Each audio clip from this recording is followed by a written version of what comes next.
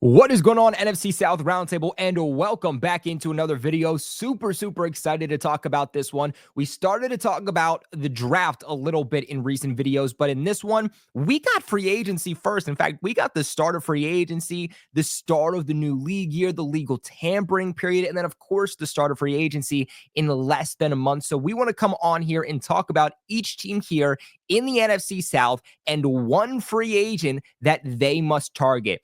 To start off here, I do want to get into the Atlanta Falcons. By the way, today's video brought to you by BetUS. We'll talk to you a little bit later how you can get an exclusive offer from them. But I look at the Falcons and you don't have a lot of cap space. And my big thing when making this video is I want to make this as realistic as possible. Now, I could come on here and say, oh, cornerback is one of your biggest needs. You should go out there and target the number one cornerback on the market. But if you don't have the money that's going to dictate you to be able to make that move, then I'm not going to tell you to go out and get that guy because it is simply not realistic. Now, I know that you can maneuver the cap space very well, but looking at the Falcons, I mean, they're negative $4.9 million in cap space to start free agency, to start the offseason process. If a guy's expected to go out there and get $20 million, that's not a guy that I'm going to project you to go after.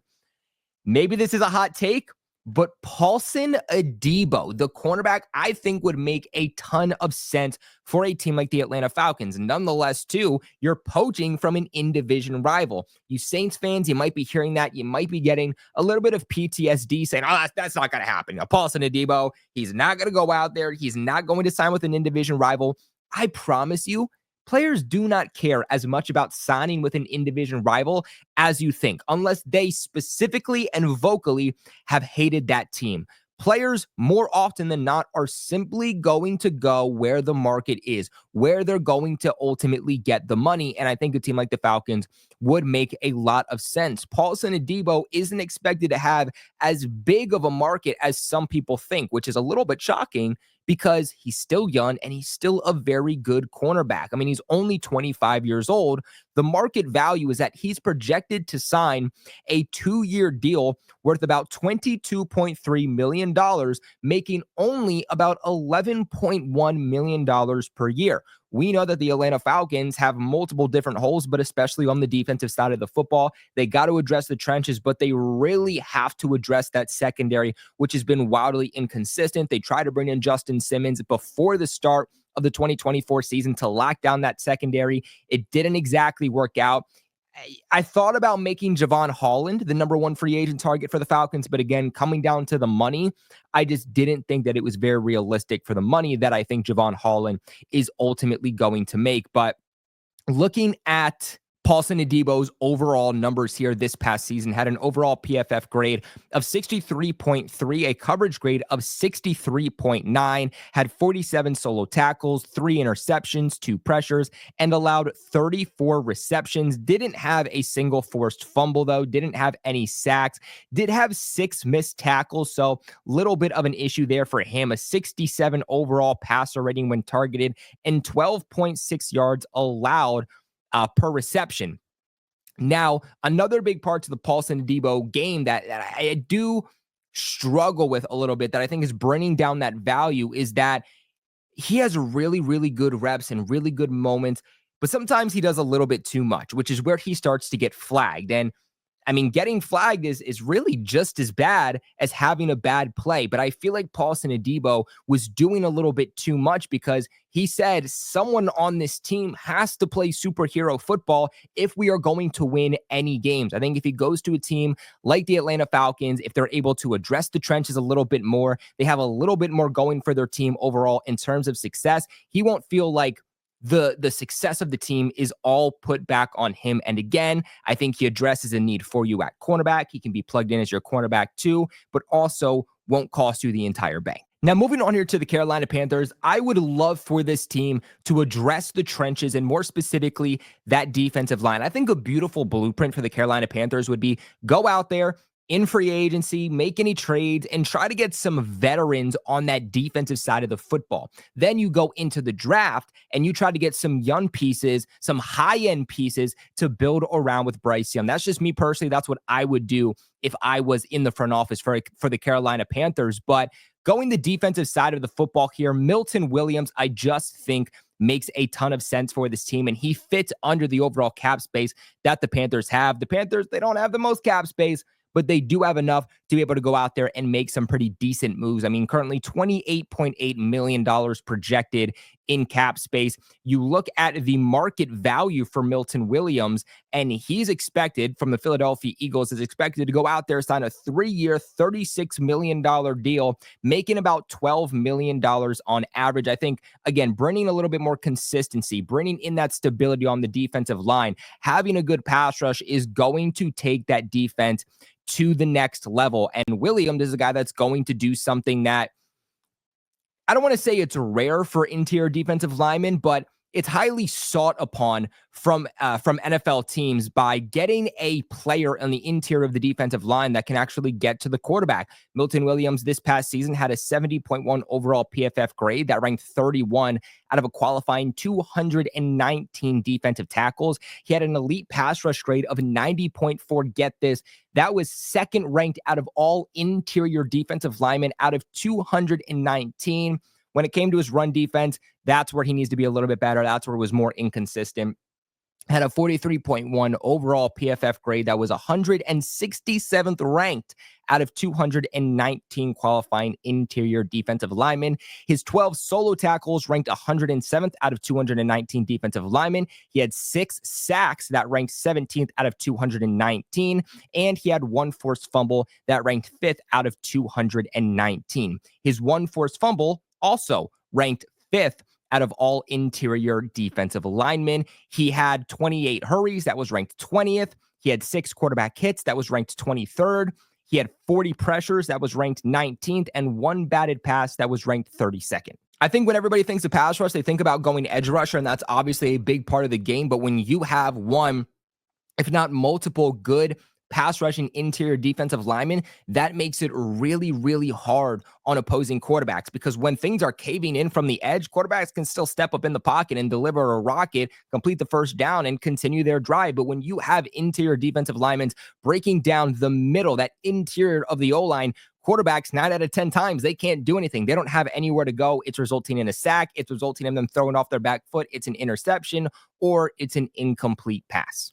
Before we continue on today's video, I want to give a massive shout out to the sponsor of this video over at BetUS. Right now, when you guys sign up and use the code you see on the screen, YouTube150, that is YouTube150, you will lock yourselves into a limited time exclusive offer of a 150% sign up bonus on your first deposit, followed by $125 on your next 2, all the way up to $2,000. That is a deal on your first 3 deposits right now. The deal doesn't stop there, because they're also giving you 10% back on your net losses 2 times a year. And you might be saying, well, NFL football is over. And you are right. NFL football is over, but the NFL futures are just starting. And with BetUS, you can bet on the NFL draft, who's going to be the first overall pick. Is Travis Hunter going to be a cornerback or wide receiver at the next level? And you can also bet on free agency. Where are some of the top free agents going to land this offseason? Some really cool things that you can bet on with BetUS. You can also use this deal on the NBA, on baseball, hockey, horse racing, fighting, politics, entertainment, you name it, and BetUS has it.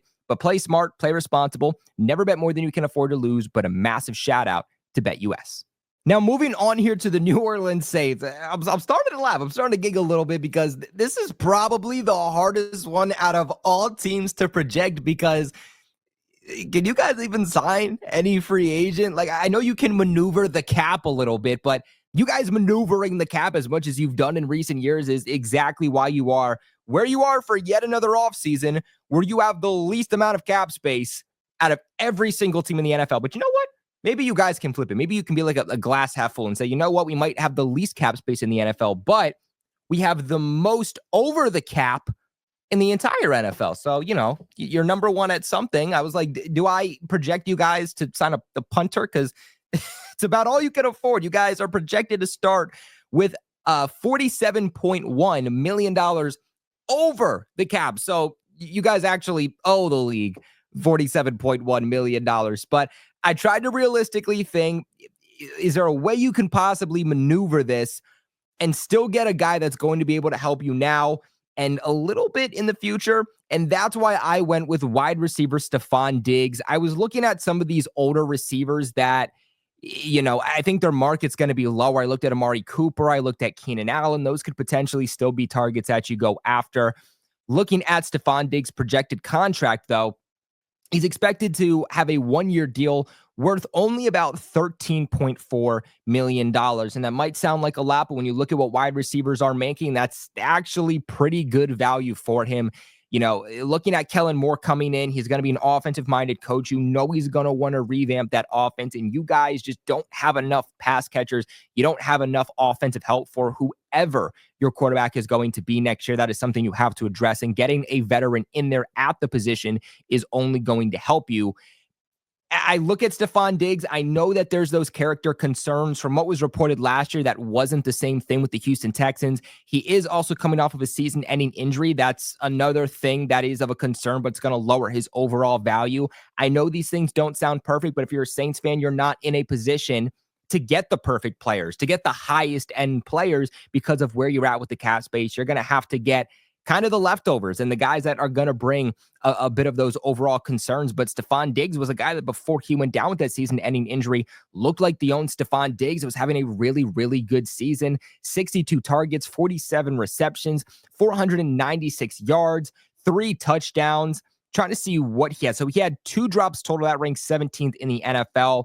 But he had 10.6 yards per reception. He had 4 yards after the catch per reception, and he had a passer rating when targeted of 108. So when quarterbacks were targeting him, they had a very high QBR. Whether you go the veteran route at quarterback, whether you go young, this is somebody that's going to be able to step in and be that security blanket.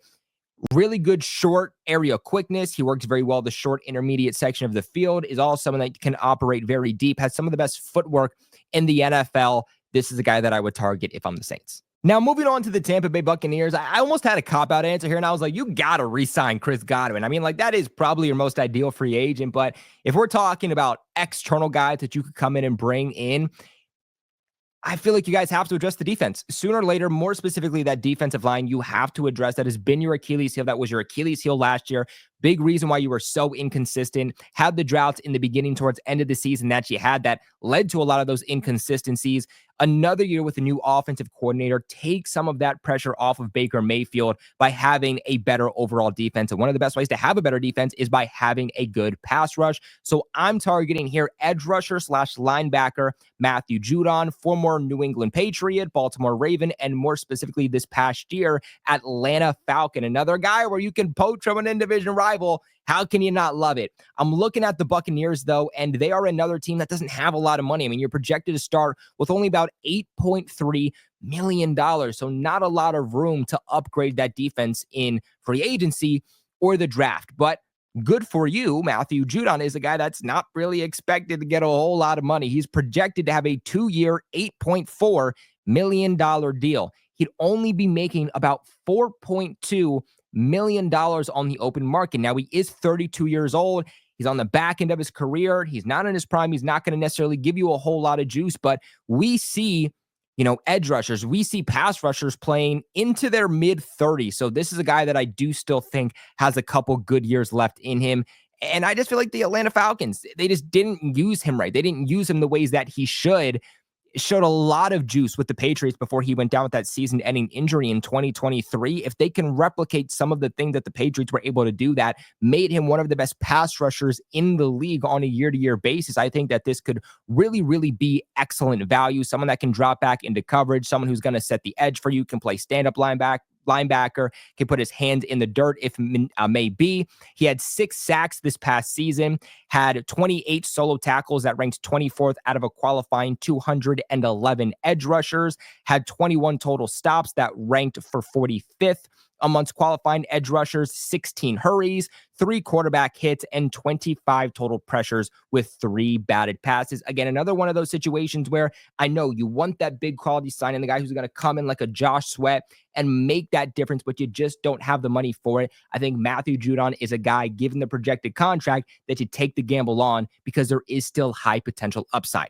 Guys, this is where we end the video off and we kick it to you. Let us know in the comment section below, what is one free agent that you want your squad to target? And let us know in the comment section below, what did you think about my projections for one free agent each of your squads should go after. Another big shout out to BetUS for sponsoring today's video. But until next time, on your way out, make sure to like the video, subscribe here to the NFC South Roundtable, and of course, stay safe.